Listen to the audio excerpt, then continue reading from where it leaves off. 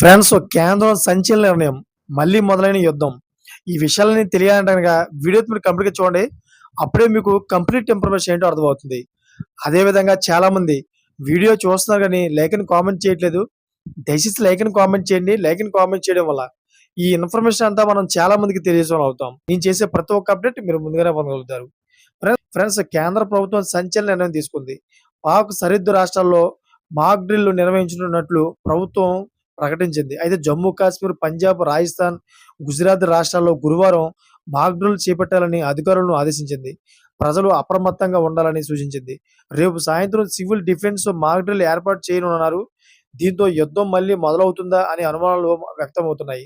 గతంలో మాక్ డ్రిల్‌కు ఒక్క రోజు ముందే భారత్, పాక్ ఆక్రమిత కాశ్మీర్‌లో ఉగ్రవాద స్థావరాలపై ఆపరేషన్ సింధూర్ పేరుతో ఎయిర్ స్ట్రైక్స్ చేసింది. అయితే తర్వాత కొన్ని రోజులు ఇరు దేశాల మధ్య యుద్ధ పరిస్థితులు నెలకొన్నా తర్వాత కాల్పుల విరమణ ఒప్పందంతో సర్దుమణిగింది. అయితే ఈ విషయంపై భారతదేశం మళ్ళీ యుద్ధం మొదలెడుతుందా? లేదా పాకిస్తాన్‌పై మళ్ళీ విరుచుకుపడుతుందా? అనే టెన్షన్‌లో అయితే చాలామంది ప్రజలు అంటే పాకిస్తాన్ బోర్డర్‌లో ఉన్న రాష్ట్రాల ప్రజలందరూ కూడా చాలా టెన్షన్‌లో ఉన్నట్టు తెలుస్తుంది. Thank for watching friends.